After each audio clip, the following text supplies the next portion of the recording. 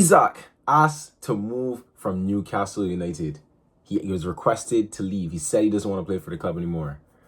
Shit's crazy. Let's get straight into it. So welcome back, people, to LSTV. And we got some big breaking news. So Alexander Isak actually has asked to leave Newcastle. Kind of a weird timing for it. You know, well, we did know there was transfer speculation because I believe he went early my home or didn't play in the last preseason game or something like that. Eddie Howe did say that it's because of transfers. I don't think he should have said that, but it is because of transfers or whatever. So he's officially requested and said, I don't want to play for Newcastle right now. And that makes things very, very interesting because I know lots of clubs would love to have Isak, especially in the Premier League. And one club in particular that links just don't seem to be going away is Liverpool. And I don't know why Liverpool signed. I mean, let's look at it like this. Okay, so Newcastle has had like the most. It's been a terrible window for them, especially as a Champions League club.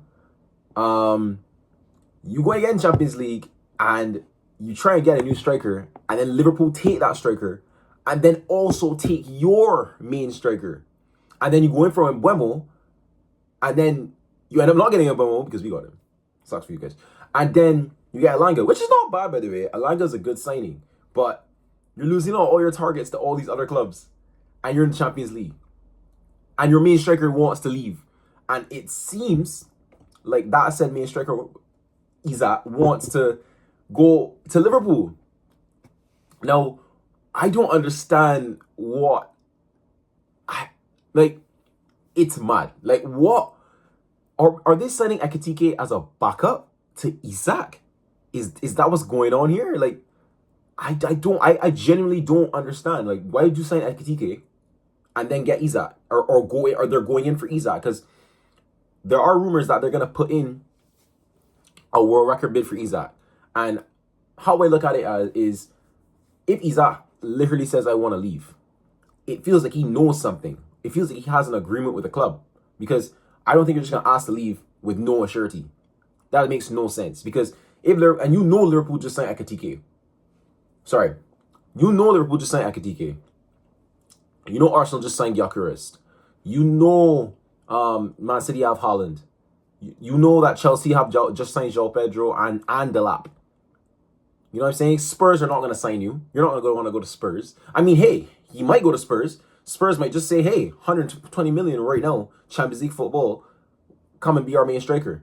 That's actually a crazy, outlandish shout, but it's not impossible. That's the weird thing about it.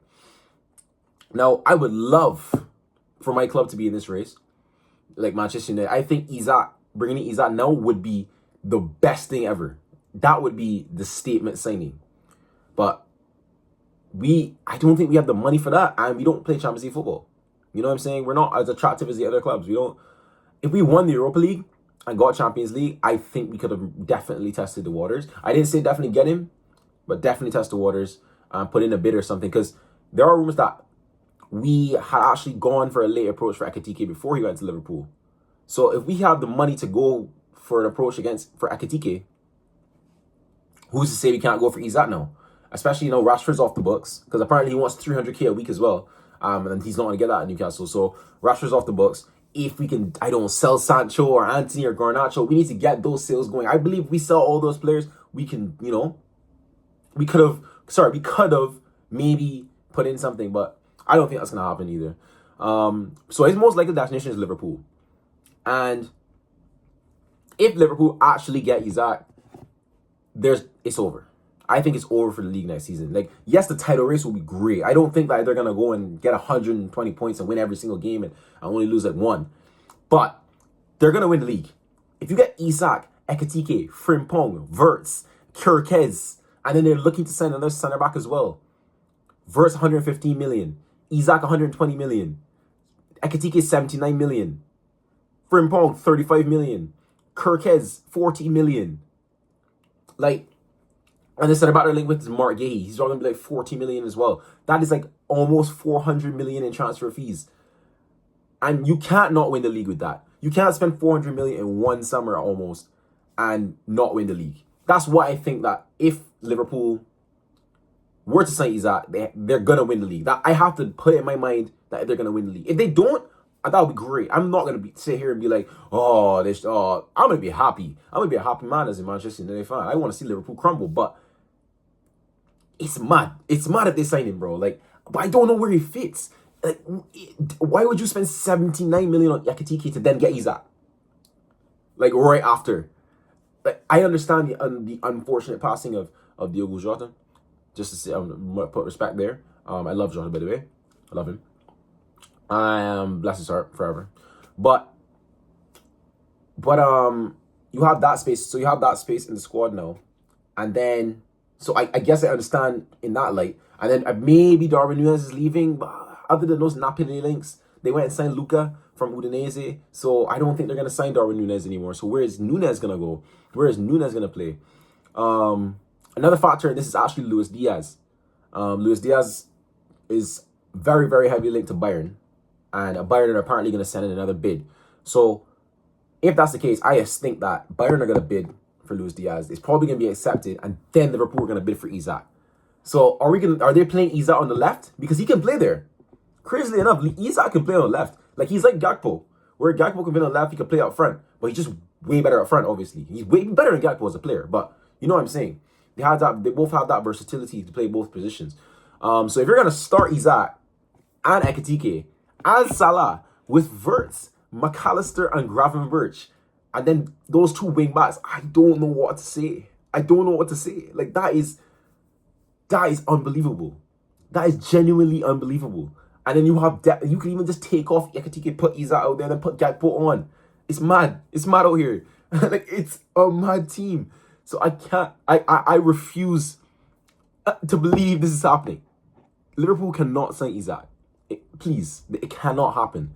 For the football gods, it cannot happen. But how do I look at it? Isak should have probably stayed at Newcastle, in my opinion.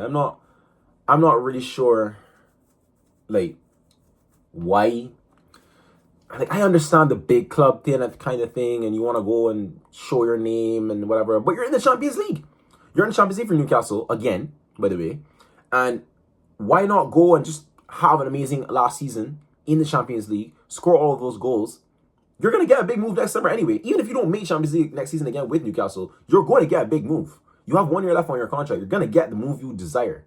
So I would have waited a year, done my thing this season, show everyone again who I am, and boom, clubs across everywhere will be looking for me, even though people are signing strikers and stuff right now, which is, again, the timing is mad as well. Like, you're doing this, but a lot of clubs are already signing strikers. So what's really going on here, you know? Another club I think will be low-key in the race is PSG. PSG haven't spent that much money, I don't think, this summer. I think they've been in for Zavarny, but they didn't get Zavarny. And I don't think they signed anyone. So are PSG going to be looking for a striker, or are they going to keep playing their system where they have a fluid front three? I don't know. You know what I'm saying? If they can probably go and get test the waters with Isak. They came to final Club World Cup, just won the Champions League. They have the Super Cup coming up against Spurs. They're going to want to win that Super Cup. Why not go and sign Isak for 120 million? Who's to say you don't have that? They definitely have that. Why not just go get Isak 120 million, Isak Dembele and Kvara, or Isak Dembele Barcola, whatever it is, and with Doué in the 10 behind, with Vitinha and Fabio Ruiz, or Vitinha and João Neves. I think they could do that. That's a very big possibility, and it makes sense. But to Liverpool, right, people, let me know. So what do you think about this transfer? Are you happy that he's leaving? Do you think it's a good decision? Where is he going to end up? There's so many possibilities for this deal. It really is a bomba. It is a David Ornstein or Fabrizio, who I think it's David Ornstein that came on and said he wants to leave. I know both of them did. So whoever said it is a bomba. It is big news, and it's mad out here. It's mad out here. But if you guys enjoyed the video, people, please be sure to like, share, and subscribe. Don't forget, you know what I'm saying? We're almost at 100 subscribers. Almost there. 4 away. And check out TikTok down below. I'll put it in the description. And I'll see y'all in the next video. So peace out.